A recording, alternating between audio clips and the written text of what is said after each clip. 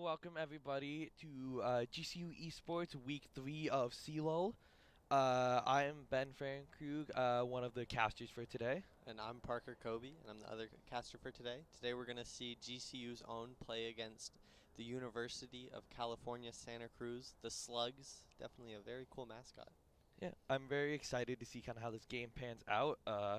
Today, the meta actually changed a lot this past Thursday with changes to Annie, changes to Aurelion Sol even, but Aurelion Sol unfortunately isn't allowed to be picked tonight.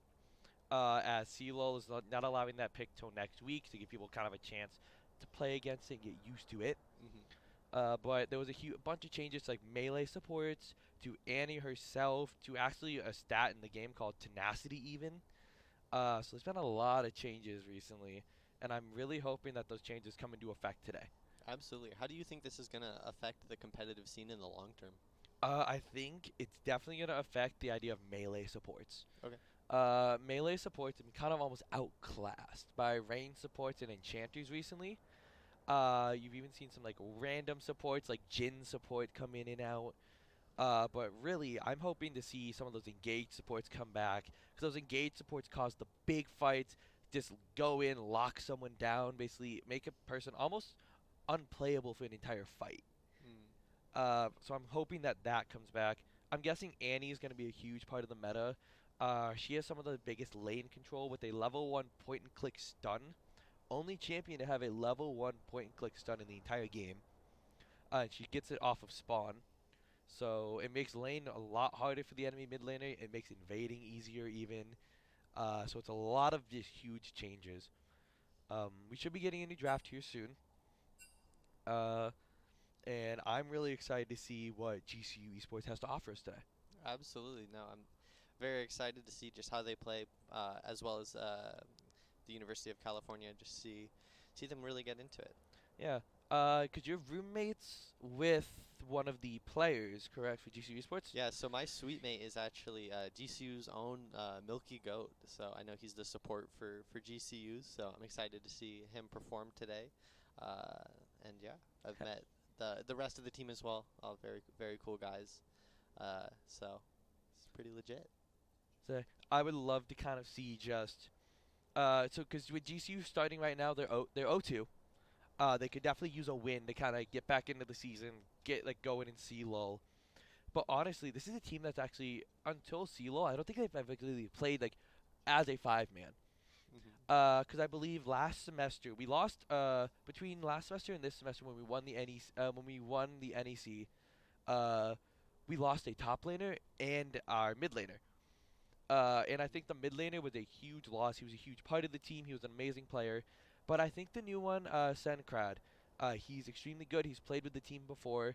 And I think this week, I think we'd expect a lot from both teams. You know, we're in third week. Both teams, kind of the nerves are gone from both teams. I feel like week 3 is like really when a season starts. The first two are like your first 2 games, getting used to it. First one, a lot of nerves. Second game, like, okay, how do I play better? I think the third week is usually in a lot of games where like it ramps up, competition hits hard, everyone understands how they want to play, what they want to play, and they win. Even if they lose, it's a lot better matches. Yeah. And I know with most competitive scenes, teamwork is kind of the building uh, of just a great team, and so it's something that's really essential for success. What does good teamwork look like in League of Legends? So I think good teamwork looks like in League of Legends, it's almost part of it is actually accepting when you are not the carry, and when you are not going to be the reason that your team wins in a sense, but you still play well. You still it's not like unmotivating, but like sometimes in a game, someone is like one person is popping off, like for something they're on that day, they're on fire.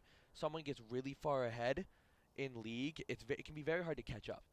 So sometimes you're not the carry. Sometimes you got to play more of a supporting role, and understanding all of that and keeping all of that kind of going. For sure. Uh, I think also a huge part of the teamwork is your communication with your jungler, especially in the bot lane. Between like it's a 2-person lane. The support is it looks like we're getting into draft. I'm really excited to see what draft has for us.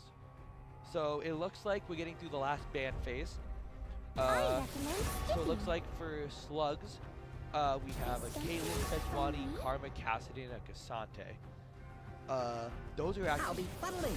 the Caitlyn Karma is for the bot lane, and with GCU we have a Varus, Maokai, Morgana, Ryze, and a Jax. Now I am extremely excited looking at the bot lane meta with Caitlyn Karma versus Varus Morgana, as Varus Morgana is very much a poke lane. Morgana will like can root you. Even in the League community, it's known as rooting you for like a century. It feels like. While Varus has a lot of poke with his Q, Karma Caitlyn is also a very poke lane, so it's kind of gonna be like a death by 1,000 cuts fights between both bot lanes. In the mid lane, we're looking at a Cassidy versus Ryze matchup. Cassidy, probably one of the strongest picks in mid lane right now. Amazing scaling, super strong, just all around a really solid pick. I'm really looking forward to the Cassante Jax matchup out of all of these. With Cassante nerfs coming in, you might not count as Jax as well. But Cassante Jax is like, even in pro play, that is a standard meta matchup top lane. One person has Jax, one person has Cassante. It's a fight. It's like a consistent matchup that goes both ways. Okay. Looking at these matchups, how do you think that's going to affect the speed of the match? Do you think it's going to be a little more fast-paced with a lot of fights, or a more patient setup-based? It looks like it is going to be a lot more.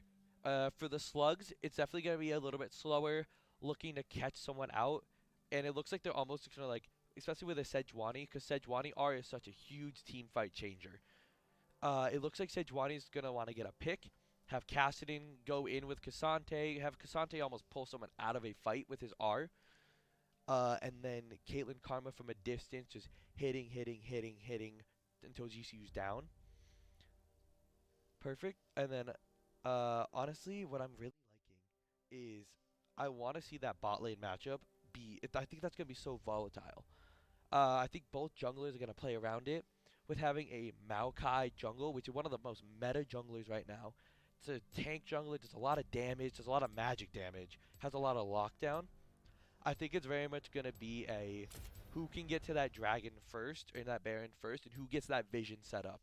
Because a Maokai R can root multiple people. Morgana R is a game-changing ultimate. I think that's going to be the huge thing, is just who gets there first, who gets set up first. Mm-hmm. But what's interesting that I noticed, and you were talking to me a little about this earlier, that your roommate, the support, was actually playing a lot of Heimerdinger. It looked like it got banned. Absolutely. So you can definitely see there. I'm assuming they didn't want the donger to come out. No. The Donger is a very interesting. Oh, actually, it looks like GCU got the ban off of it. That's actually surprising to me. Maybe because of the bot lane picks, but it's a very Heimerdinger is an interesting support versus everyone else. As a lot of supports, you either engage or keep your team alive, or like you poke. Heimerdinger is very interesting in the sense he has turrets that he sets up, and his Very turrets cool. can give you level 1 lane control and basically assure that you basically win, that you get an early advantage, that your jungler can basically do whatever they want. For But sure. looking at these bans, because we didn't get to go through all of them, uh, it looks like coming from the slugs, I think the Gangplank and the Lilia are specifically targeted toward the top and jungle of GCU Esports. Same with the Victor toward mid lane. Uh, while I think the Lulu ban is a very smart ban by GCU Esports, as at least from a fun perspective, Lulu's not fun. She has shields, and she has an ult that gives you a bunch of health and makes you stronger. And it's one of those ultimates of like, it's really good, but fighting against it is never actually any fun. Mm-hmm. But looking at these drafts, uh, I'm I think it looks like Slugs has a little bit easier to execute almost draft, but I think part of GCU, it's really good at both teams for both of them. It's gonna really come down to how those jungles execute some ganks to get their mid laners ahead as well. 'Cause we didn't really talk about it at all, but that mid lane matchup of Cassidy versus Ryze, it's a huge matchup of scaling. They both scale way extremely hard, and they both do a ton of damage later into the game. But early in the game, they're quite weak. So if the junglers can give them like a almost like a head start or a boost against the other, that might honestly be a like a serious issue if one of them gets a lead compared to the other one. Totally. What character do you think here has the most potential to snowball? I think the biggest snowballer, if I had to think about it, looking at those drafts, I definitely think Jax or so from GCU side, I definitely think Jax and Rise have a lot of power to just take over a game. So, but it looks like we're getting in a game. Sweet. So I'm excited to kind of see how this game plays out. It's gonna be game one of the best of three today. And hopefully, uh, hopefully when the game's going, it's gonna be some great gameplay. We're gonna honestly, I just want to see some good fights, some good like objective control. And I think from slugs, the biggest carries will be Cassidin getting out of control, and then Caitlyn. Because a Caitlyn out of control, she has such far range that if she's out of control, she honestly has a chance to like she will be able to kill you from so far away you can't get to her, Ooh. which is very hard for GCU's Rise and Jax to get onto. How important do you think range plays a factor in these fights? I think it plays a very big factor in the sense of if you have the range advantage, you can almost have the opponent have to come to you because then there's a certain range that'll be occurring that you can start hitting them in a team fight and they can't get to you yet. Hmm. They'll have to dash. They'll have to either face tank or dash, and kind of keep that damage almost going. Absolutely. So definitely important to just kind of have that almost a head start, just kind of in the combat area. Of course, how does the damage output look compared to more melee based fight champions, and then the more ranged champions? So a lot of it comes down to a lot of range champions actually have a huge damage output. Usually though, the melees have a little bit tankier, or their damage can come out faster if they're right next to you. The biggest thing will be kiting, is what it's called, where the range characters basically try to stay out of range of the melees, like anywhere the melees can hit them, while still auto attacking Or, and getting and pumping their damage out. That'll be a huge factor when it comes to Rise, who's a very short range mage. If Rise can kite well and play around the team fights, he all it's almost like he's dancing around a team fight, throwing abilities and not being able to get hit. While a Cassidin with his ultimate, he can just dash into a fight and get a bunch of damage down and dash out. for sure. And then when it comes to that range matchup, actually I think Maokai has a huge advantage almost, as Maokai is a lot stronger of his ultimate. It just throws a bunch of basically vines. They run in a straight line, they get faster and faster. If you get hit by them, you're rooted. So you're basically stuck in place. So then the range doesn't matter. You can't walk away. You're just kind of stuck there trying to deal as much damage as you can. Definitely.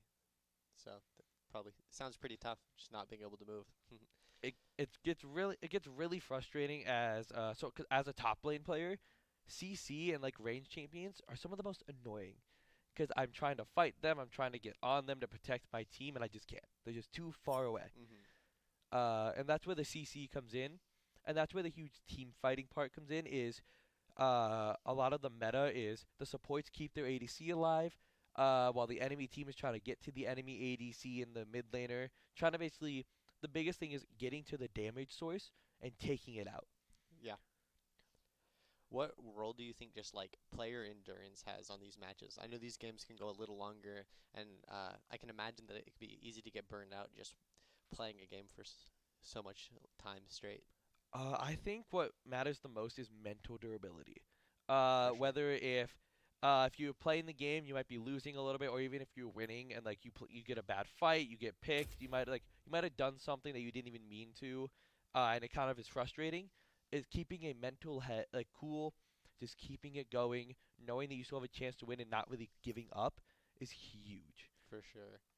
Definitely builds on to just trusting in your teammates as well. 100%. So, Trusting in your team, trusting in your jungler especially, is huge. Because as your jungler is almost like a beacon of the team normally. Of like you're behind, your jungler can help you catch back up. You're ahead, your jungler keeps that snowball going and going and going, and almost protects you. for sure. So it seems we're just kind of loading into game one here. And honestly, uh, so you don't know everything about League. But just looking at those characters and kind of what I've said, what team do you think has like more of an advantage to win?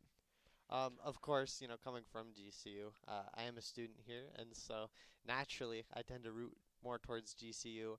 However, I think some of the champions that California chose, they look pretty cool, and they do seem pretty powerful. So I think it'll be interesting. I think it'll really come down to just kind of each team's ability to communicate with one another, to play as a team, and just to kind of do what they need to do and kind of just push their agenda better than the opponent. So absolutely. So, as like a non-league player, what is like one of the biggest questions on your mind as we're gonna be getting into game? I think just champion interactions with one another. Definitely interesting to see. You have so many champions, and just see how that causes different matchups, especially with different abilities. There's so much potential for that. All right. Well, I'm excited. I believe we're just about to get in the game, Yep. and we're getting into game one here, and I'm excited to see how this plays out. Absolutely. So it seems like both teams, as they're running out of base, looks like both teams are going for more of a standard 1-3-1 almost. Sorry, a 5-point setup of kind of protecting your own jungle from an invade, trying to get some information almost on the enemy team, where you want to know where the enemy's starting. You want to kind of get like a little bit ahead, because a huge thing of a league is just it's an information game. And the more information you have, the better plays you can make. So if we're looking in game here, it looks like from GCU side we have the Maokai on the phase rush. Same with the Sejuani. So both junglers, when they get a gank off, when they start a gank, they'll have a lot more speed. They'll be able to kind of catch up to the enemy. But I'm really excited to kind of see how the game starts with the laning. Looks like no one's going for an invade, just a regular start of the game. Looks like the Slugs are going to be starting on their blue side, while GCU is going to be starting on their red side, which means both junglers will probably meet in the bottom river when it comes to Scuttle Crab. But it looks like Slugs are kind of, getting in the bush, kind of want to stay hidden. They might go for a level 1 play here. They get some damage onto Clyde. Ooh, that is a lot. That is a quick first blood cheese for the Karma. That's honestly that's very upsetting, but that happens quite a lot. Luckily, Varus shouldn't miss too much. Looks like this Karma just isn't gonna give up pressure. This Karma and Caitlyn bot lane are just there. They want to push. They don't want the enemy team to almost get anything out of it. Now, up in the top lane, we have like these little skirmishes going on. But as you saw, like even in that bot lane, it was so quick. That was level 1. They didn't even have items, much damage at all. And yet they were able to just do so much damage so fast. Puts GCU a little bit behind. But a first blood does not mean the end of anything at all. What are the benefits to getting the first blood? So first blood, is compared to a normal kill, it gives about 300 extra gold. And especially getting a first blood that early, it gives you almost full lane control, as you'll get a level advantage. You get higher level faster with the minions and the XP from the first blood. But that's really about it. It really depends on if you can push that lead. Looks like mid lane has a good push going for GCU, but looks like up top lane we got a bit of a fight. Aqua does take the tower shot. This is what I was kind of talking about earlier with the Jax Cassante. It's literally just a like fight fest of like hit the enemy when you can and then back off before you have to take too much damage. That's all this top lane matchup is gonna be. It's gonna be a bit about wave control of who gets the push, who holds it at their tower. But right now we're kind of at the point of the game where it's just the junglers are getting a little bit of farm. Sejuani is toward bot side here. Looks like both junglers are meeting for that bot Scuttle Crab. Slugs does have the push advantage, which means that they'll be able to help out their Sejuani if the Maokai tries to fight them. Looks like GCU does have the mid lane push, but they do know where the Sejuani is, so it looks like the mid lane will be safe. For sure. And from what I've seen, it seems like there's a lot of just bursts of action here where people are going at it, taking a small break, and then going right back at it. Yeah, it's very tempo based in the early game. It seems like we have a little fight over the Scuttle Crab. GCU does have the mid lane push, so they're gonna secure it. So they're not gonna get, as a lot of people call it, it's called double scuttle. Get Slugs won't get a double scuttle. But yeah, but in this early game, it's literally just going to be about farming and keeping the game almost like, depending on your team, you either want to stalemate and just get these small advantages until you can win. And like once you get these small advantages, they're just going to start exploding across the map. For sure. So it looks like we're getting kind of toward level 5. It looks like, unfortunately though, the GCU bot lane is being forced out of lane a bit, as the GCU ADC is only level 2 right now, versus the enemy bot lane who's level 4. So it looks like that he just hit level 3. So it's going to be a little bit of a catch-up game. Because that Karma poke is just doing so much work for the Slugs. Just constantly getting damage down, constantly like poking them out. Making it a lot harder for GCU to safely farm under this tower. For sure. So it looks like here though, it is 5 minutes, so first dragon has spawned. We'll see if anyone wants to go for an early dragon objective. We don't know if an early dragon's really on the style for either's team. But of course getting that first dragon, just getting a little bit of dragon stacking is always helpful. Dragons can be considered almost a win condition. Is if you get all 4 dragons, you'll get Dragon Soul. And Dragon Soul is a huge almost benefit to your team, as it just gives buffs.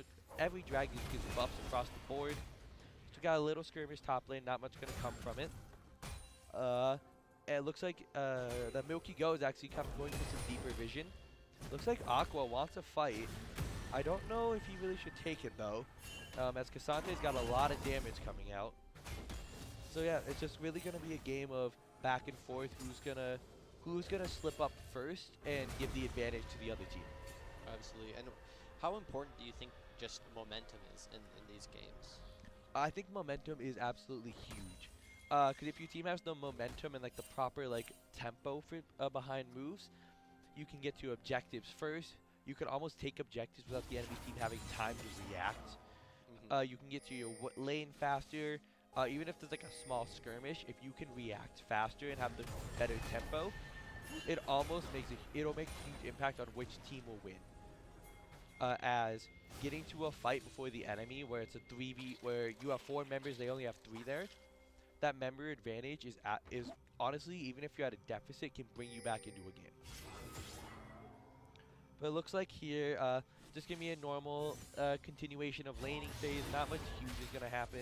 Everyone is reaching level 6, at least for the top and the mid laners.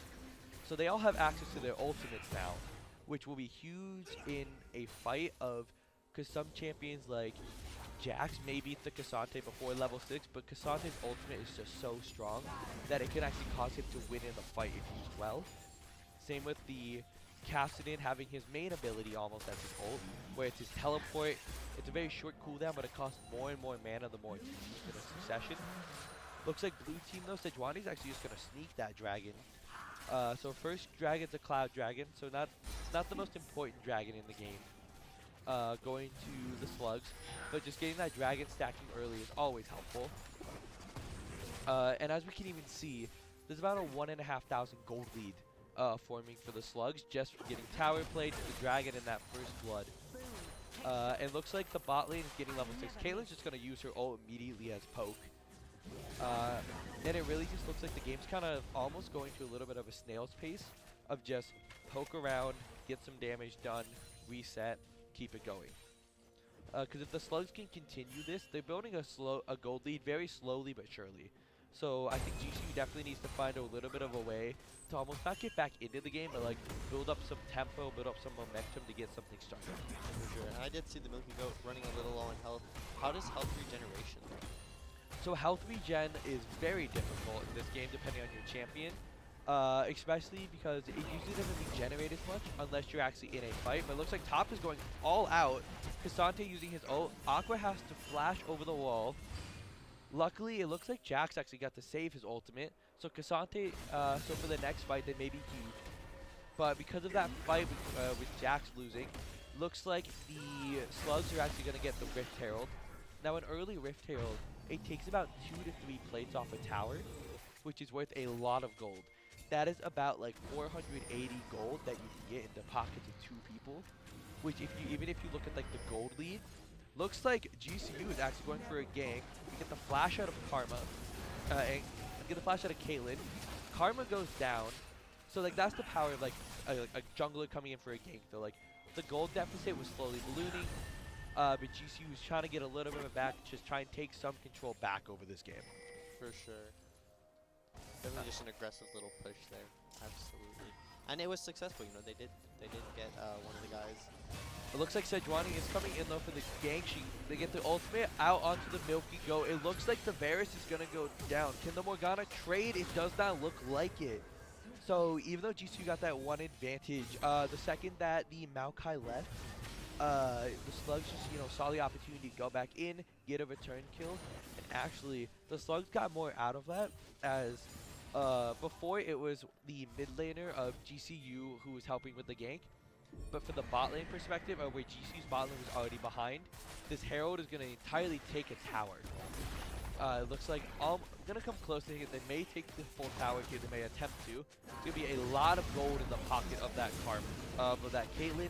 While the Carmen just goes mid, it looks like the Rise is going to go down to the Roam by the Karma. So it's a little bit, the game is almost snowballing out of control for GCU a little bit. The Slugs are playing extremely well. Just going in, they have the advantage, and they're just pushing that advantage everywhere they can. They see mid lane has the potential of getting advantage, they're going. Because if we look here, bot lane, almost all of the Slugs actually has an advantage over GCU here with items, as the Casting actually has its first item complete, which is very huge, as it's called the Rod of Ages, where it actually takes 10 minutes for it to fully stack up and become super powerful. So by building that before the Rise can, he's just gonna be scaling and scaling, and might almost get a little bit out of control if GCU can't kind of put a stop to it. What do you think GCU's game plan here should be to just kind of catch up? I think GCU is almost gonna not have to be able to play for the 100% guaranteed boost. Looks like Milky Goat's going with a flash ultimate with Spec coming in with the ult. They're trying to shut down the Caitlyn. They get the kill. They're going to chase down the Karma, see if they maybe get her. If the Morgana hits a Q here, they may be able to catch. Looks like the Karma's just going to get away. But, like, those are the type of plays that GCU, looks like another fight's going to break out. Sejuani wants to see if she can go in. Not much is going to come out of it, just a bit of damage onto the Maokai. But, like, with that last fight, those are the plays that GCU needs to try and make. They can't really go for, like, the 90%, 100% plays anymore. Because the plays that take time to set up, like this, if you can see any advantage at all, the Slugs are ready to take. Absolutely.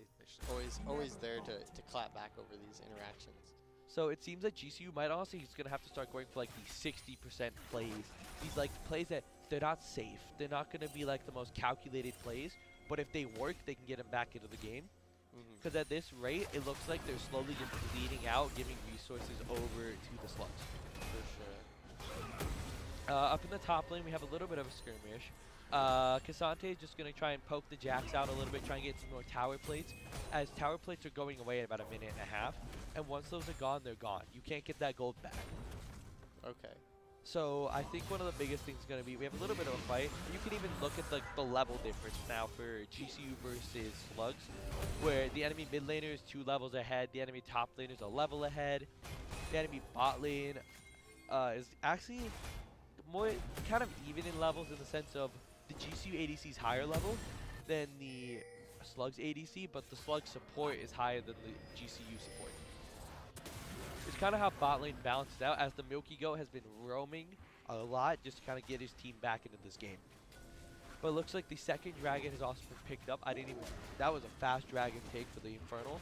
And it looks like for our souls here, we're actually going to have a Hextech soul, which is a very strong soul. It provides teleporters on the map, so you can get around the map faster, as well as it actually allows for GCU or Slugs to kind of get a slow if you can get all 4. The next dragon, I think, is going to be very big for GCU to kind of get set up around, play around, and try and almost win, because that'll bring the Slugs to Soul Point, and Soul is almost like a win condition, where I think if the Slugs get Soul, I don't know if GCU can come back. Because they're already at about a 5k gold deficit, and then getting Soul on top of that, like if Slugs got Soul on top of that, I don't know if GCU could catch back up. Yeah, I think now is definitely somewhere where mindset is important. Just kind of make sure you keep your head in the game.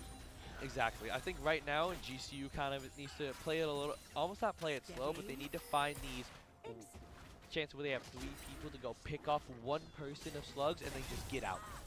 Just take what they can, get as little, even if it's a small advantage, take whatever advantages they can get and bring it in. Luckily for GCU, with the gold deficit being a little bit over 5K, there's now objective bounties.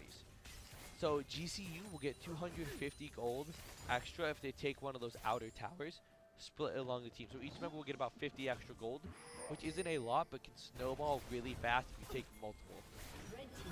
But it looks like the second tower is going to be taken. That Sejuani ultimate is going to come in. Luckily, GCU is going to survive. They're going to have to burn an ultimate and a flash. Actually, the Varus is out of summoning spells as the Rift Herald is spawning, unfortunately. Looks like Slugs is just trying to be able to get the Rift Herald. They want to be able to use the second Rift Herald to just take towers. As now that mid lane has been opened up, the first mid tower is a huge contested point for both teams.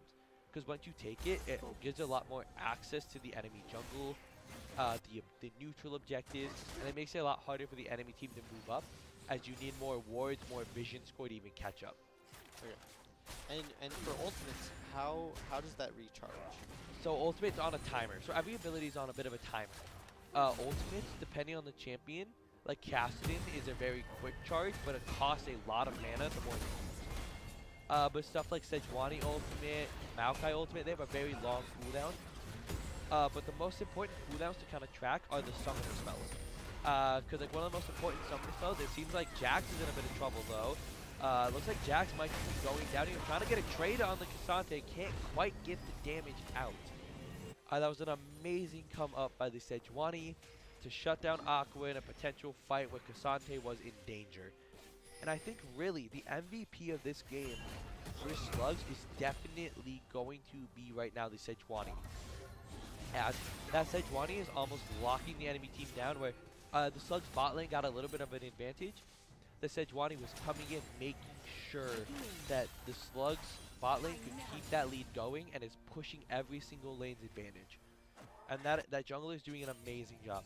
Spec is doing what he can, but really right now for a jungler for GCU, it's very difficult as no one on your team is really ahead. So you have to almost make sacrificial plays. And here, with the next dragon spawning in about 45 seconds, one of the biggest things is going to be, does GCU set up for it, or does GCU try and take things outside of the map? Because if they're just going to give the dragon, they have to take something. GCU's at the point in a game where they cannot give anything for free, because they're just too far behind. If they give anything away for free, the game is just going to keep snowballing, and they're not going to be able to do anything. So if GCU can maybe get a steal on the dragon, maybe get some outer towers to get that objective bounty up, that would be absolutely huge. Looks like top lane's going for another fight. Cassante is going to ult. Cassante's just going to solo kill Aqua here. And that's what I was talking about. The Cassante versus Jax is such a volatile matchup almost. It's a matchup of once one of them is ahead, the other almost can't do anything. Looks like Spec and Milky Goat are going to try and make a play onto Melodia. They're going to get the kill. It's going to cost 2 ultimates, and it looks like Cassidy is going to teleport up. Looks like Rise is going to follow. And you can kind of see right now, GCU is very reactive almost. They don't really have any proactive moves that they can make right now, and I think they need to. They need to find something in order to get into the game, because Slugs is just running away. Slugs is performing excellently in this game. They're playing the map well. They know that they have a lead, and they're using it. And they're not gonna let GCU take a single thing for free where GCU can actually get back in the game. Because if you look here, they're already gonna take the dragon. Caitlyn's trying to. They don't have. She lost vision. Looks like Caitlyn's gonna miss the net over the wall, unfortunately. But like GCU look like they want to contest, or they're gonna go for a play top lane. It looks like while the Slug's just gonna take the dragon, looks like they're gonna try and shut down Castle. Milky Ghost kind of poking, being annoying. But up top, they're just trying to chase this Castle. Cassidon's out of mana, so he can't really escape anymore. He's ultimately useless. So it looks like it's gonna be a trade. The shutdown on Cassidon. which is 600 gold shutdown as he had a 300 gold bounty on him, versus the dragon. But the big issue for GCU, I think, is the soul points. As one of the big things for soul point is once you have that dragon soul, you get an extra buff. Where slugs will basically get like this chain lightning effect that'll slow and deal extra damage to the enemies once it's charged up. And it charges very quickly. I know something I like to see just looking at these games and just the level of collegiate play is just so much higher than I know that like I myself am able to play at. So it's cool to see just how bad it can be just to make one small mistake, and how you definitely need to like play your best and really calculate all of those interactions, because one mistake can lead you down a bad path. Yeah, and one of the biggest things, at least for me when I'm playing League, since we have a little bit of downtime here before the Baron spawns, one of the biggest things, at least for me, like for energy stuff, and as I'm here with GCU Esports, with us being powered by Rockstar, that's actually a huge boost for me, as keeping your energy levels up, keeping your energy high and strong is very, very helpful for in these games. But you're gonna see kind of, looks like Slugs want this Baron. They want to just win on every front. GCU has a bit of numbers right now up to the top side though, as they have the Cassante pushing bottom. They're almost going for the inhibitor. GCU is just gonna, honestly, they can't even chase. They're kind of just too far behind to even chase and do anything. While Cassante's just gonna take that bottom tower, get some damage on it. Looks like Rise will stop him. But it looks like it's really just going to be a game of, will Slugs make a mistake? That's where this game almost is applicable of, is GCU almost just have to kind of hope that they start making that, they will make that the Slugs will make a mistake. As look, that was honestly a good engage and a good pick, almost with Jax, but the Slugs are just so far ahead with a 10,000 gold lead. That is a massive gold lead. Almost no teams can really come back from that. It's really hard to just, GCU has to let the enemy team make mistakes and capitalize. They can't really do anything else. There's no really other options.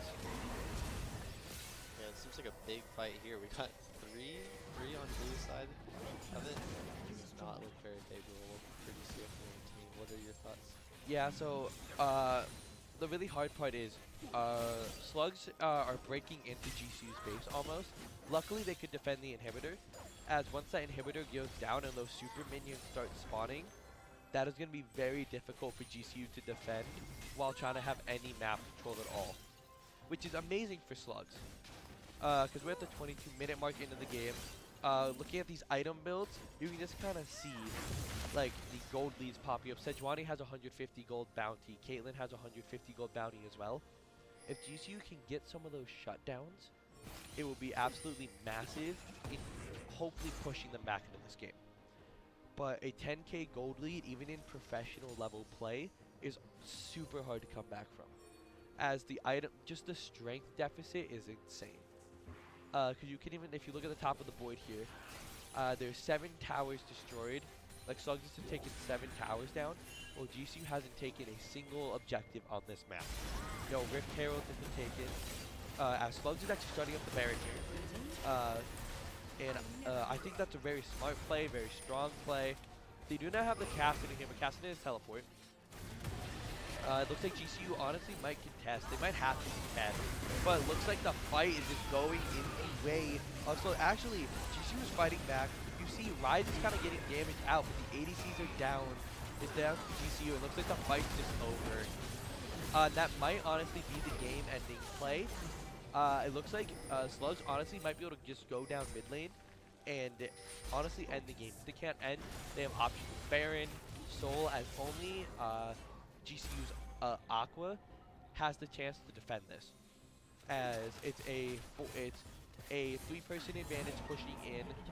They did kill the Sejuani in that fight, but losing 4 members just to kill that Sejuani is an absolute loss.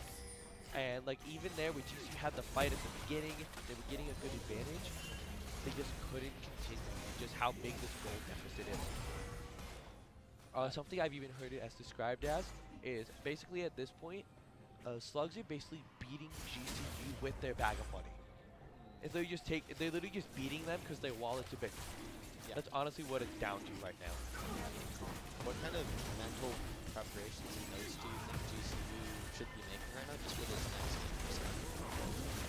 I definitely think GCU is gonna have to like take note of just okay, what happened in the bot lane that caused us to go, and I think the biggest thing is where did this snowball? Because you saw at one point it was just a 1K gold lead, 1 kill, maybe like a 2 kill lead. All of a sudden it just started snowballing. With Slugs were just getting a kill, they were getting an objective, they were just getting everything consistently too fast. I think GCU just couldn't keep up. It became a point where GCU couldn't really keep up well enough, and then all of a sudden the game was kind of just over. Looks like Castante is going to try and bring Jackson to the pit. Jackson's going to flash over the wall. It looks like Slugsy is going to start up the Baron.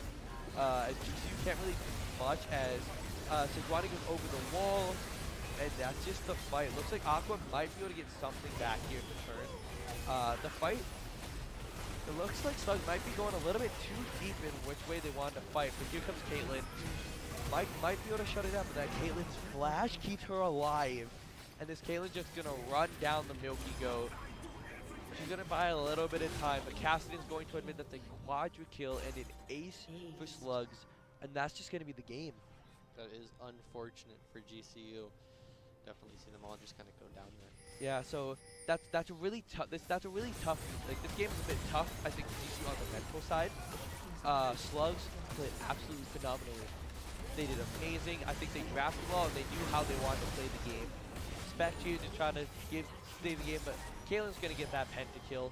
That's gonna be the first game, and someone who doesn't really play a ton of like League that often. What do you think went wrong for GCU? It seemed like just in the beginning there, yeah, on the bot side, it seemed like GCU just wasn't kind of getting that initiative going of killing the slugs and getting to that start on that turret, just getting that beginning goal to just further push on the turrets. I noticed in a lot of the fights, just with the slugs having that lead, it seemed like they just were kind of able to overpower GCU. Just with sheer force. So as you put it, I think just having that money advantage seemed to me like it helped a ton.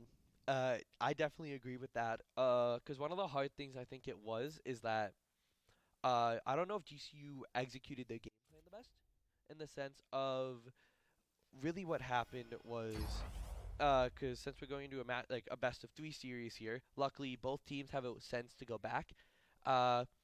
It's just going to be going back, redrafting, seeing what they can do.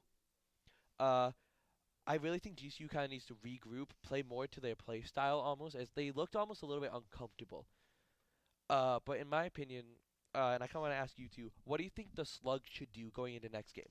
Do you think they should keep kind of the same strategy, maybe try and change it up to keep it surprising on them, or what do you kind of think? I mean, I know if it's not broke, don't fix it. So. I feel like it'd definitely be very valid for them just to kind of stick with what they know, just try to continue that. Of course, it is a best of 3, so this next game here, the pressure's definitely on GCU to kind of perform and adapt to that.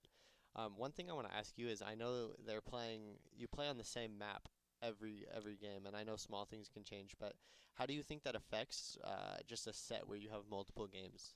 I think it affects it a lot, as that map knowledge doesn't have to change. It just has to transfer from side to side.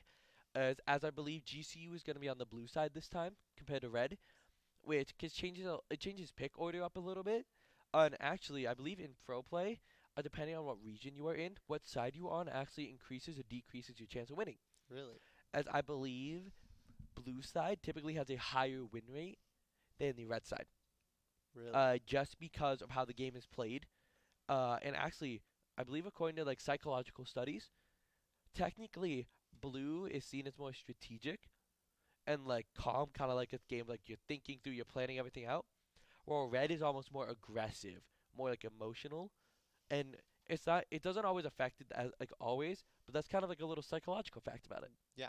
I play a good amount of chess, and it kind of reminds me of how in chess, you can play on the black side and the white side, and white has the small advantage of going first, of course, but there's definitely the same kind of like the win rate using white is so much higher than when you're playing on the black side. Exactly. So But the nice thing is the red side gets counter pick at least. So it's like it's an advantage, but also can be a disadvantage if you can't deal with your counter picks well.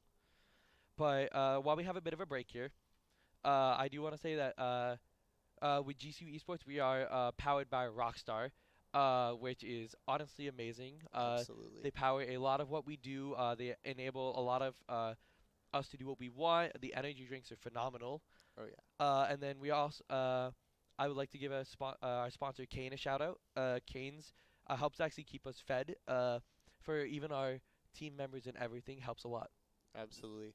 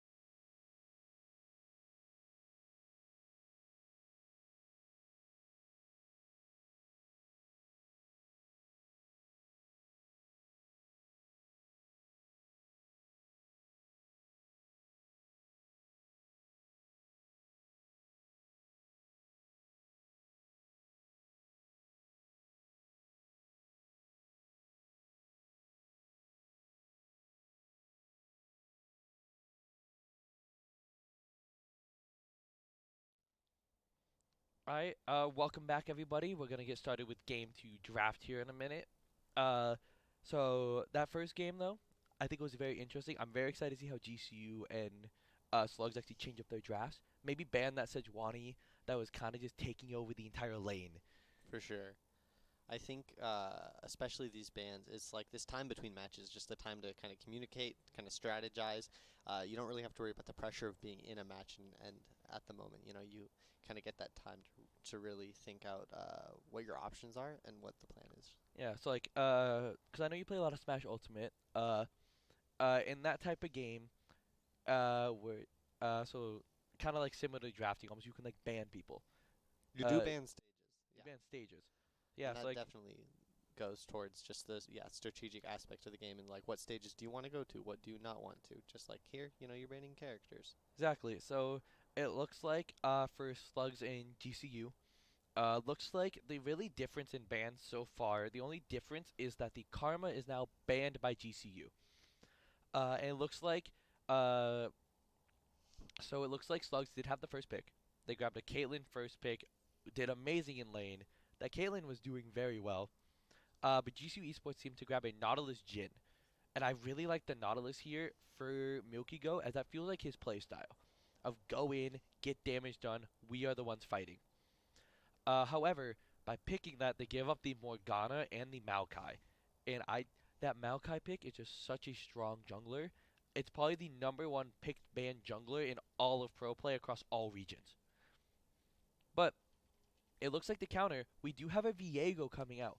Now Viego's interesting because Viego, if he gets ahead early, Viego is known as one of the best snowball champions in the game. As if he's ahead early, he literally can kill you and then basically become your character. Oh wow. Except he's stronger and Oh he's higher no. level. Yeah, sounds tough. Yeah. So we're getting in the second part of bans here. Looks like both teams will probably be banning out mids and top lanes. That's all they have left to draft. And with the Mordekaiser being banned, I kind of want to see how Slugs reacts. It looks like GC might kind of favor Aqua and almost just leave Sencrad to like kind of have to deal with the fight. But Slugs does not want to fight the Jax again. They were like, hey, that was scary. It was doing too well. Let's get rid of it. Same And thing with GC banning Kassadin. Kind of like a back and forth of like, we don't like this. You did it too well. Get rid of it. for sure. So I'm really hoping. So we're getting the Rise ban. So it looks like other than Cassante, the mid and top lane will be completely different matchups. Uh, and I'm kind of excited to see a little bit more into the champion pools of maybe Aqua and the other top laner. Kind of want to see maybe, especially with Caitlyn Morgana, that is one of the most obnoxious lanes in the game, and I would say it's worse than Caitlyn Karma. Okay. I'd say it's more annoying than that and has more kill pressure at times. What do you think makes a character annoying? Me personally, range and being CC'd from a distance. Morgana has a root that when it hits you, I don't even remember the exact amount of time, but in the League community, wait, hold up here. Um, looks like we have a Draven pick. I don't know if that's an accidental pick. Maybe it's supposed to be something else. Maybe it's Jin mid with Draven. With Draven bot. Looks like what we talked a little about earlier. Even the Annie is actually gonna be locked in for Slugs. Which is interesting to me. Because Annie's got super buffed this patch. She's extremely, extremely strong. One of the strongest level 1 champions. And looks like they're bringing out Cassante again as well. Uh, I don't know about the Draven. That's a bit of an interesting one. I can't wait to see where it goes. Maybe it's a misclick. Maybe like they run out of time and they didn't mean to click it. And we'll kind of get confirmation on that. There's a chance of that. But if that Draven is really played, I like the GCU's aggressiveness. And I really hope they pick a mid laner here or top laner that matches that aggressiveness of, hey, we are the fighters. Yeah. Do you think GCU is just kind of saying we want to win this early game and start with the lead? Yes. Okay. And if we get the Camille locked in, that is actually one of Aqua's, I think one of his best champions. So we have a Camille into Cassante. Camille is amazing in Elise tanks. Because Camille has true damage, which bypasses all resistances, and it does max health. She has max health damage. Oh wow. She is very annoying as a top lane main. Absolutely. But it looks I very much am excited for this Nautilus, whatever ADC he's with, to do well. 'Cause I think that'll work well. For sure. I Uh, think seeing these bans, how does this differ from the first game bans? I think it differs a lot in the sense of it shows GCU doesn't want that to happen again. They're like, nope, this isn't happening again. We want this fight out, and we want to play on our terms. You don't get comfort. The hard part is, unfortunately, that you can't ban everything. Yeah, So like for sure. The Caitlyn had to go through. That really tells me that GCU didn't think the Caitlyn was the issue. They thought the Karma support was the issue. Which I actually think is pretty impressive that the GCU's like, nope, Karma gone. Let's You can keep the Caitlyn. We can fight the Caitlyn. We can deal with them. We want that support gone. For sure. I know. I mean, as the name implies, I would assume the support is a very essential part of a team just to be able to support the other champions. Yeah. So a lot of the times, so there's like usually like about three types of supports. There's a engage support like Nautilus, who is kind of there to engage for the team, be very tanky, have a lot of CC or crowd control, and lock up the enemy. Basically, make it so your team can do a lot of damage easily. Okay. There's these like control or like almost like these like control supports, kind of like Morgana, Karma, poke more. Of They have longer range abilities. They do a good amount of damage, and they have some like CC and like assistance abilities, Okay. but they are not tanky at all. Mm, They can die pretty quickly if they are not, unless they're extremely ahead. for sure. And then there is and then there's almost like these like what we call enchanters, Okay. who their entire job is like think about like a healer in a game. They have Mm, healing abilities. They have shields. They have all these abilities just keep people alive. for sure. So obviously, with uh, most things as you'd expect, there's kind of pros and cons to each champion. What uh, what do you think kind of makes certain players gravitate to different champions? I think playstyle. Playstyle. Playstyle has a huge effect. In the sense of there are some players who are much better already at like everything else. It seems that we are gonna be getting a game here soon though. For Uh, sure. but with everything actually happening, what I'm enjoying is I love a tankier champion. I am a top lane player. I love my tankier champions versus almost anything else. Uh, and that's what I honestly prefer. But kind of like looking a little bit more past league. Just like at GCU Esports and stuff. How do you think overall, like with GCU Esports, how much you like enjoying like being a part of GCU Esports as well as like is it kind of like being able like that in college you get these opportunities like to play in these type of tournaments? For sure. I think even just looking at myself like 2 years ago in high school, I never really got into like any esports scenes or any competitive scenes at all. And so coming here and being able to get into this more and just making friends and just seeing how great the community is just it is very cool to see and just being able to get connected in any game that you want to get in. And then even if you maybe aren't playing these games as competitively, you can still get plugged into just a more casual for fun. GCU of course has their esport arena just with tons of PCs for people to play on. So even if you're not super competitive in these games, GCU still is providing just a community for all of these people. And then like as you said uh like being in college now, in high school would you have ever expected like collegiate esports to have come this far in the sense of like there's a tournament for colleges to like to play in Hmm. and like show off their skills and almost like the rate that it's growing For sure. and like the rate that like not just GCU, not just like any college in particular, but the fact of how much college esports are almost being respected now. Absolutely. I think I mean, for my experience more in the Super Smash Bros, just looking at they have weekly tournaments and looking at how they've gone just in the last 5 years from so little participants to now they're getting like 80, 60, 60 to 80 around participants every week for their tournaments. And that's kind of the same for all these other games, just the more recent build up and just the popularity that's come with it.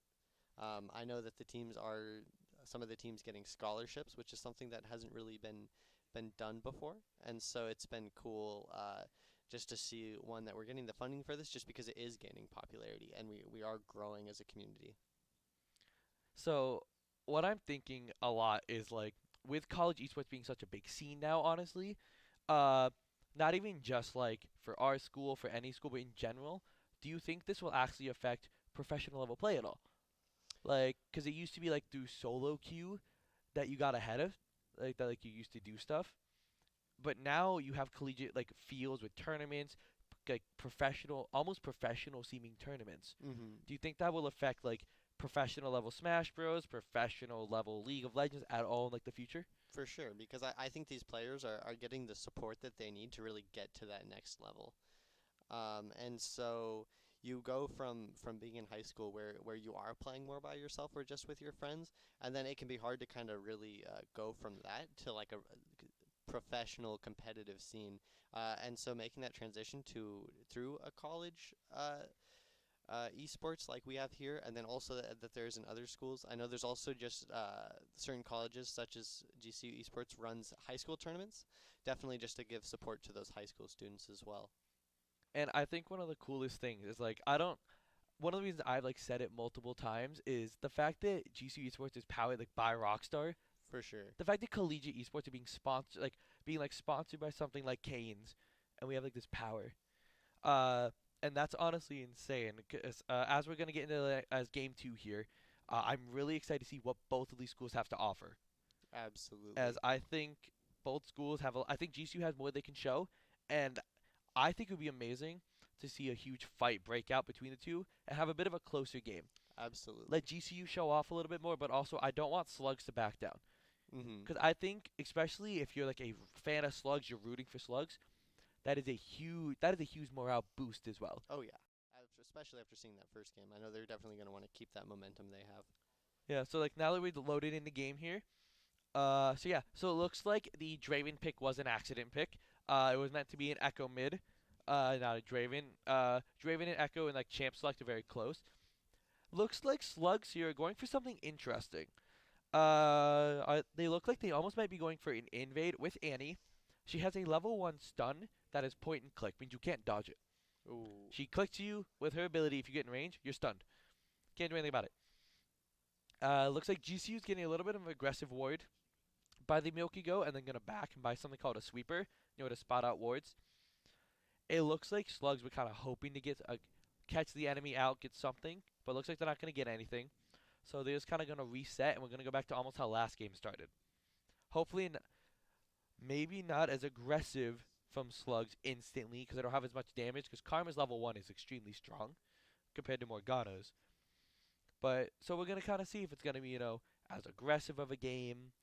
It looks like Slugs are just having some fun, showing some mastery, showing like, yeah, we play these champions. We Yep. know what we're doing. For sure. Looks like this time though, the junglers are both starting on their red side jungle. So they're actually going to be almost opposite sides of the map when they do their full clear. Looks like GCU might be going for almost the exact same play or very similar play to what happened to them last game by Slugs. Now this mid lane is going to be interesting. As you see, that stun just comes out and Annie just gets free damage. Mm. As we see here, the damage is going out onto Morgana. The ignite down from the Milky Goat. They're not going to be able to quite get the kill, but that Morgana is very low. For sure. Definitely doing a lot of damage. The Milky Goat looking like chocolate milk right now, the way this milk is cooking. We'll see if he can kind of continue this on and get more damage. You can see him here. Ooh, So cool he little was going grappling for a move. bit of aggressive hook. He did miss, unfortunately. He is going to be punished. But the nice thing is, even though like the health bars between the Nautilus and the Morgana might look similar, Nautilus has a lot more base health.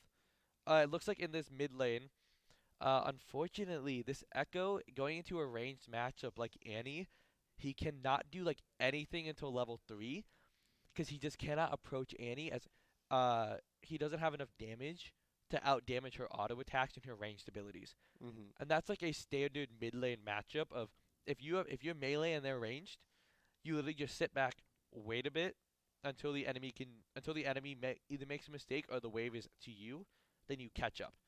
And literally his goal is just gonna be save as much of his health bar as he can, getting what minions he can, and just keep in the game. Absolutely. One question I have is I've noticed that. Hold up. We looks like Maokai is going for a gank as the Milky Goat was rooted. Milky Goat does get the flash off. Will the sapling kill him? Doesn't look like it. They got the flash out of Nautilus. Luckily Nautilus does have Hex Flash, so it's not too much of a deficit for him really. While it looks like actually Morgana's going for an aggressive play. Luckily Nautilus has a shield. He tried to hook back in almost. Looks like GCU is trying to be aggressive as Viego is now bot side. That bot side coming down there, just kind of making sure his bot lane is safe. And on the top side, it looks like the Cassante is kind of pushing in the Camille. It's kind of the standard top lane of. In top lane, the waves kind of push back and forth, building up a big minion wave, crashing, pushing up, and then the other team does the exact same thing. Because you can see the gold is still dead even. The gold difference is really just going to be, from that mid lane of Echo just can't really farm very easily Hmm. until he gets some levels and some damage. Looks like Milky Goat's going for an aggressive play. The Morgana does have flash and exhaust, so they can't really follow. The issue is that Caitlyn is still full health. I don't think that hook back from the Milky Goat was the smartest move. As First Blood is going to Caitlyn. I like the aggressive though. Actually, with the Viego here, that looks like an easy double kill for Viego in the bot lane. Didn't get a double kill, but that's 2 kills for GCU. And unfortunately, since it was the First Blood, keeps the gold kind of even. However, that's exactly what I want to see from GCU or any team that gets caught out, maybe makes a bad play, Hmm. is they strike back immediately. They're not like, oh no, we made a bad play. Let's try and fix it. They're like, okay, we made a bad play. Let's go. Doesn't matter. We fix it. We still are better. And that is the confidence that GCU needs. Looks like Mike was gonna try and go in. The Mr. Aqua there, missed the stun. The normal top lane melee is literally just since they're both not tanks, it's not quite wet noodle fighting as people will say, but it's literally just hit each other, hit each other, hit each other, hit each other. One of us eventually dies. For sure. And from my perspective, it definitely looks like GCU is doing better so far this game. Is that true? Oh, 100%.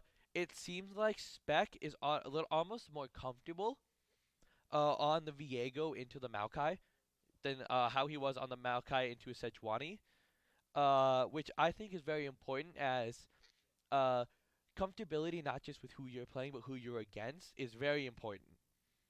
As I know for Sencrad, Echo is a good choice for him. A lot of people actually have banned his used to actually ban his Echo. Looks like Viego's making a play on the top side. However, Cassante has ult, so this could be risky. Looks like Cassante is just gonna flash, get out of there. However, one of the huge things about Flash is always that Flash is a 5 minute like cooldown. So if you flash in the next 5 minutes, you don't have that. Really? So if you get That could be caught by tough. CC without flash, it's hard. Looks like Slugs are going for a dive. Milky Goat's gonna CC up the Maokai. They're actually just gonna get the kill. Maybe a turn. Can't quite get the turn back on the Morgana. But as you see, like with that one play right there, no matter how good ooh, that cleanse barely saving Jin's life.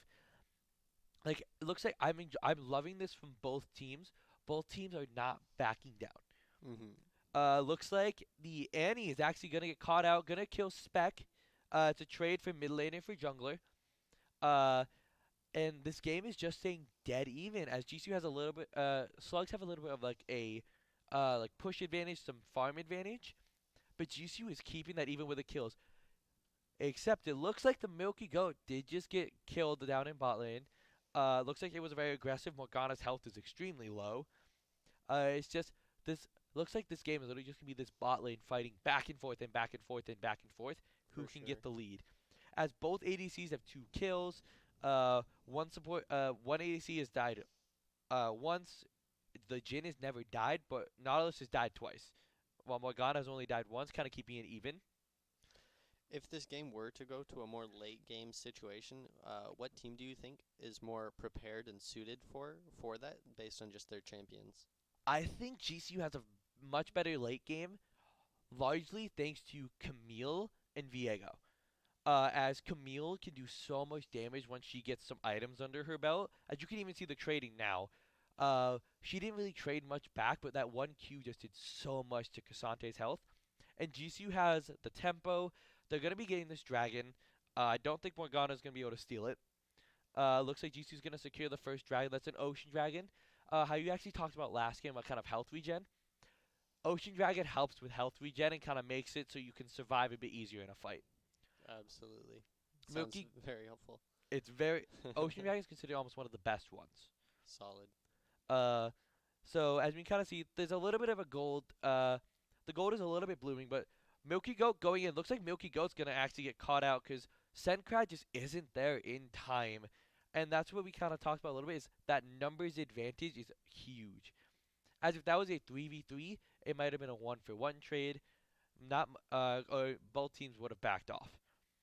But it looks like that because of that numbers advantage, it's a little similar to last game. Slugs is just finding these little mistakes, and I think it's literally just Slugs is just punishing a little bit better than GCU is punishing when Mm-hmm. looking for these plays. Looks like Zenkrat's gonna go in a little bit, just kind of trying to make sure he can get some farm up in mid lane. Morgana's gonna clear some vision. Looks like she might get caught. The Jin ulti is coming out. The Viego ulti as well. They're committing a lot for this Morgana. I don't know if they'll catch her though.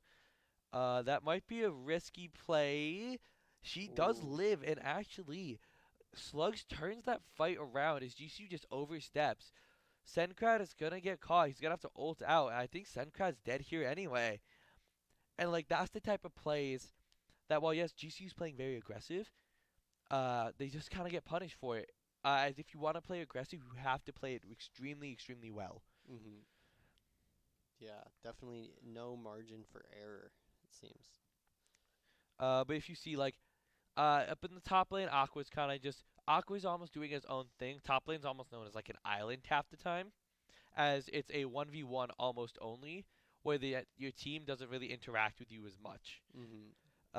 But it looks like GCU they're a little bit behind now. It's about a 3,500 gold lead. Not a lot. It's not enough to beat someone with your wallet yet. But the biggest thing is, especially with that scoreboard, Annie has a 400 gold shutdown with 4 kills over the Echo, as well as 20 farm up. So Mm. that Annie is going to be a very big issue for GCU if they don't shut it down quick. As that Annie is going to get strong, she's going to start one-shotting the Jin, one-shotting Echo, Viego, and almost making it impossible to play for at least one character on GCU. Something I've noticed is just the size difference between just different characters. You have Annie, who's this just like very small champion, and then you get characters like Nautilus that are just huge. Is the hitboxes the same on that? Like, is it easier to hit the bigger characters, or Uh, is it it universal? can be, depending on size. It doesn't make that. It's barely a difference. One of the champions. We're not gonna see it today. Most likely he's not very good right now. His name is Cho'Gath. His entire thing is if he kills you with his ultimate, he gets bigger and he gets more health. Oh wow. And he will get to the side. It will look honestly comedic because he will be bigger than a bush and Oh still be wow. invisible in a bush. That is very funny. But it looks like it's just gonna be some normal trading. The game's kind of slowing down as it looks like that the side of Slugs did get the Rift Herald, but Spec is gonna get a quick kill here, and it's the same thing of going back and forth of one team makes the mistake and then they get punished, but then GCU. I think the difference this game between last game with GCU is willing to punish harder. They're Mhm. willing to take a little bit more risk and go for these punishing plays. Actually, Viego's coming toward the bot side, but looks like they do have vision on him. So they know that Viego's bot side, sitting in that bush trying to gank. It looks like they know. They might still get caught out here. The Morgana Black Shield coming in clutch, just gonna take down Spec with that CC chain, and it looks like this game. It looks like the MVPs of these games might be the Slugs bot lane. The Slugs bot lane is just playing well. They know how to play their champions, and they're almost. I'm not even trying to say like outclassing, but they know what they're doing, and in these games they are definitely doing better than the GCU bot lane. So what just happened there with like the waves and the colors on the screen? Seemed like to cover it covered everything. Yeah, so that is Maokai's. I believe that was Maokai's ult. I didn't see it perfectly, but basically depending on like the different champions' abilities, like Maokai's ult, he will just throw a bunch of vines at the enemy.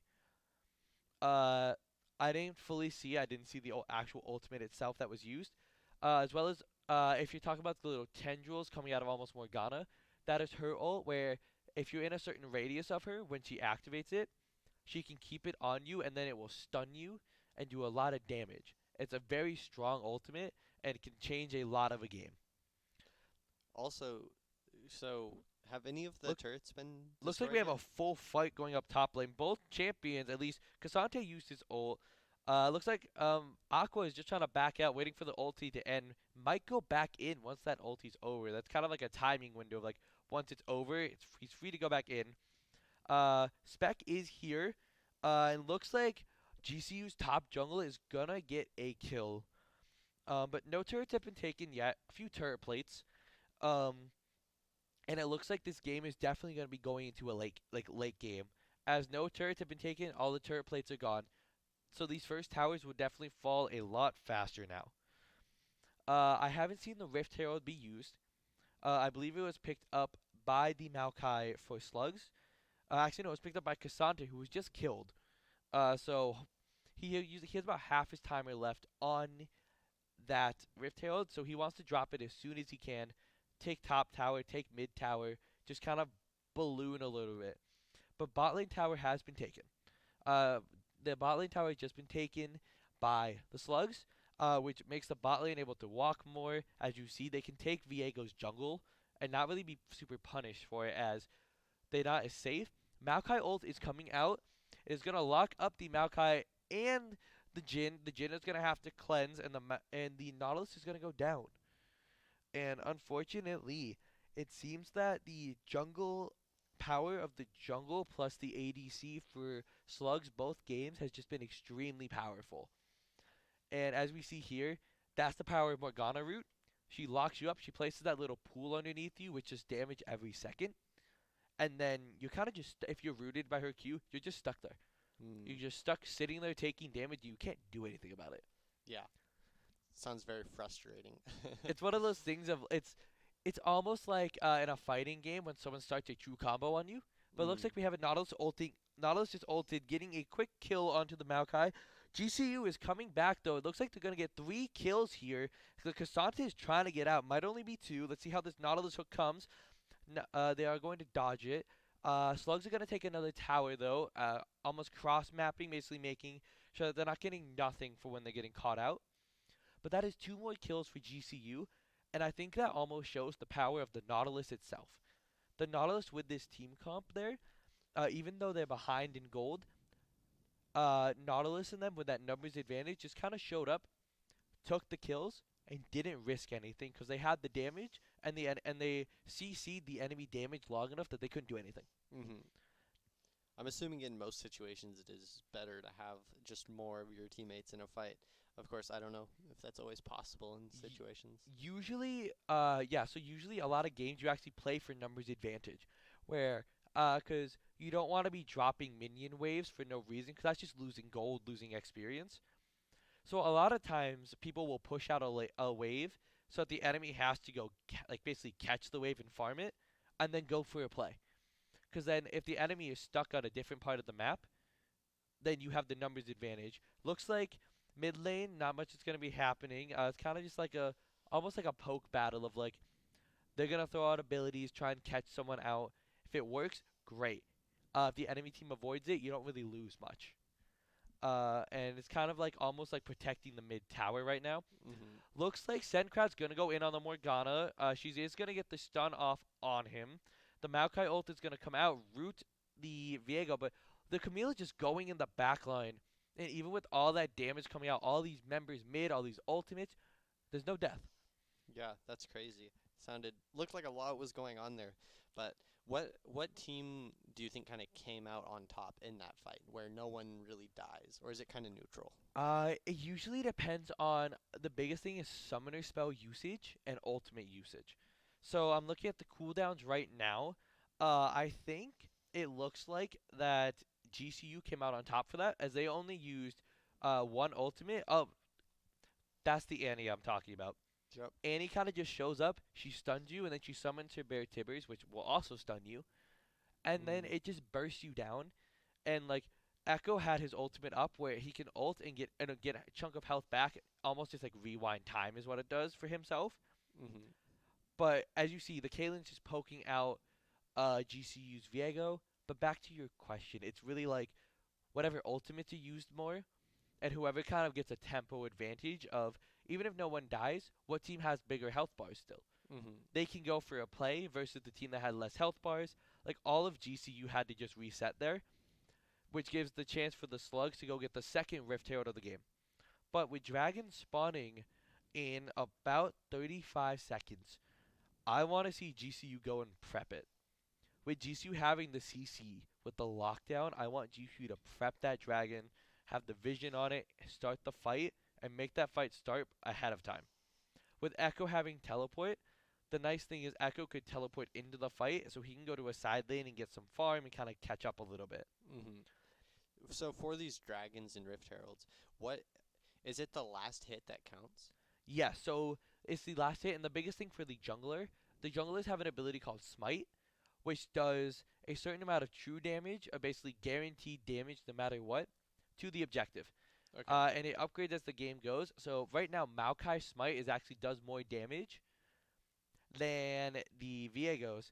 Looks like the Echo did use Flash. They are trying to burst the Echo, but it looks like they're just gonna catch the Annie. I think they're gonna trade the Dragon for that kill on Annie, but just being able to kind of like even with the Annie being in like almost a 1v4, she still almost killed Echo.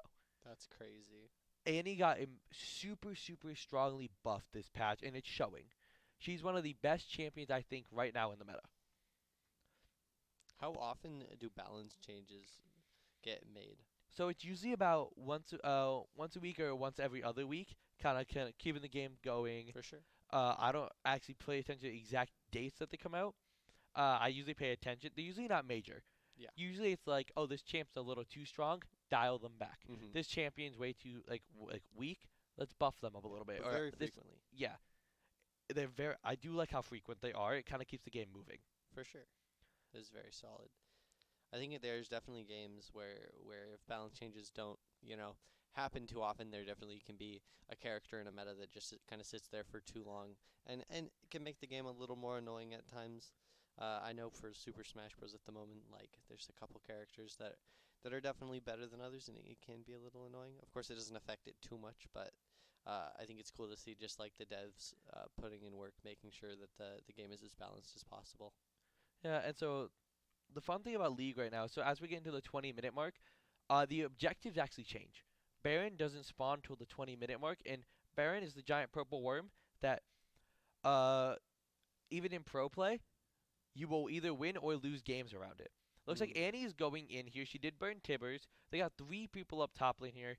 Milky Ghost just trying to get out. He does get out with his life. He dodges the second stun from Annie. Uh, and it looks like looks like though Milky Goat not backing and not almost not respecting the enemy presence. Might go down here. Looks like he's gonna get out by the Oh skin wow. of his teeth. Big jump. Yeah, so that was a blast cone. Uh, and the blast cone luckily kind of can like knock you over walls and like, give you a bit of distance. But it looks like we are in a Hextech soul here again, which is almost it's the same soul as last time. Like you'll see here, when this Baron is taken, it gives a buff to every champion on your team who until you die, where for 5 minutes, where it buffs your minions and makes your minions do more damage to towers, have more HP, and just makes it so it's a lot easier to almost take towers and win games. Mhm. So, but it looks like with the fight going out here, Milky Goat is gonna go down to the Annie. Just that Maokai ult rooting up the enemy team and kind of almost splitting them up. Looks like Camille is actually gonna get a kill in return and get out with her life. Uh, so luckily GCU did stop the Baron. They actually traded a 1-for-1 somehow. That was a very very close 1-for-1. Looks like Echo was looking for something else. They almost want to get the Caitlyn. Cassante is going in with his ultimate. He's going to go unstoppable. Looks like going to trade 1-for-1 again. The Cassante is going to go down while the Caitlyn's going to get a kill on the Jin. And it's just both teams have three players up. Uh, I want to see Viego maybe try and go in, but it's very hard with his low health bar. Uh, Looks like Camille's gonna go in, get the stun on the Morgana. Morgana's gonna root him up, and they are gonna get the kill. But it looks like Camille's gonna try and trade it back, or the Kaylin's gonna try and trade back onto the Camille. Kaylin is going godlike, and if we can actually see the scoreboard real quick, Caitlyn is 8-1. Caitlyn is worth, if you can kill Caitlyn, because a normal kill is worth 300 gold. If you kill Caitlyn, you get 1,000 gold. Oh wow. You can get 1,000 gold off of killing Caitlyn, but this Caitlyn is so strong. She is at 3 items. Most people in this game are at 1 to 2 items right now. Caitlyn has 3 fully completed items. She is the carry. She is the powerhouse. Right now, Slugs, literally in any team fight, they want to do one thing. Keep Caitlyn alive, and Caitlyn will do enough damage. And GCU's biggest goal right now, kill Caitlyn. Yep. Get rid of Caitlyn, get that shutdown. If it costs 2 members, get the shutdown. For sure. Like you could see, that was like 3 auto attacks on the enemy Jin, and he's already about a third of his health gone.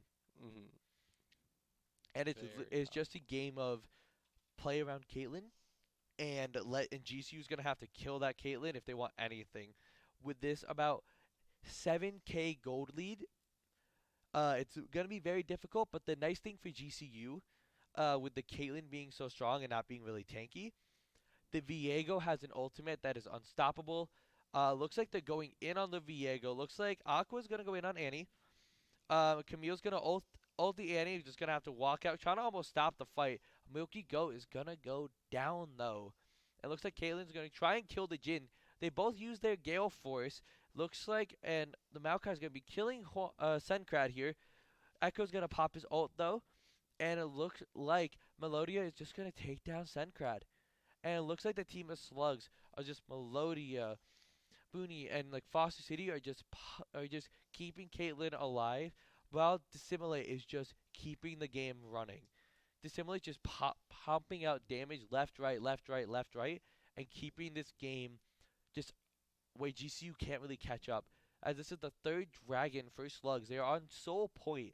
So if they take one more dragon, they get soul. And so GCU is going to really have to fight to make sure they don't get soul. As we're at a 9,000 gold lead now. And usually in games that once you hit that 10k gold lead, it's almost impossible. And it seems like a lot of this gold, while yes, is coming from kills, it seems like GCU just can't take objectives. They can't take Rift Heralds. They're not getting they're not getting dragons, and they're not even taking towers. And it's just very, very rough for them, as they don't have access to as much of the map as Slugs do. What do you think the game plan for GCU should be right now? Kill Caitlyn. Is literally, she's worth so much gold. She will make, if you kill Caitlyn, no one on your team dies, it'll go from like a 9k to an 8k gold lead immediately. Which doesn't seem like the most, but that is a huge difference, especially if it goes in the pocket of Jin, or if it goes in the pocket of Viego. For sure. And I mean, of course, the Slugs also probably aware of that agenda of GCU. What do you think? What approach should GCU take just to kind of get rid of that Caitlyn? Do you think a more bait and punish, a more all-out aggression? What should the play be? I think unfortunately at this point they have to go for a bait. Like they have to try and bait it, or find a time when Caitlyn is caught out and like caught alone or with like one other person. Because with this gold lead, with how strong this Maokai and Cassante are, you can't do anything. The Maokai and Cassante, like, with that Maokai ultimate, Viego's going for the steal. He's just going to get ulted over the wall by the Cassante. Cassante and Maokai are just going to be able to kill Viego off. Looks like they're going to get a kill back on Viego, but this Caitlyn's just going to go in on the Nautilus, trying to give it a Milky Goat. That ultimate's going to finish him off as Slugs get the Baron. It's over a 10k gold lead, and it looks like Slugs, they may try, I don't know if they're going to go for the full end here, but they're definitely going to get a few towers, probably going to get in him, maybe even Nexus towers. As you can see, those Baron minions, plus with the Caitlyn being so strong, they take towers so quickly, so powerfully. It's so hard to just keep up. Yeah, the DPS is insane. So it looks like that Slugs are just going to back off, kind of reset, and now that they have the Baron and the inhibitors down, GCU cannot leave that mid lane alone, as super minions will start flooding into GCU's base. That's Annie. Yep. That's just what Annie does. Annie walked up. Jin walked up to a bush, didn't know Annie was there. And at this point, the hardest part is that GCU wants to respect the Annie almost. They can't. They don't have enough room to respect the entire enemy team from that range.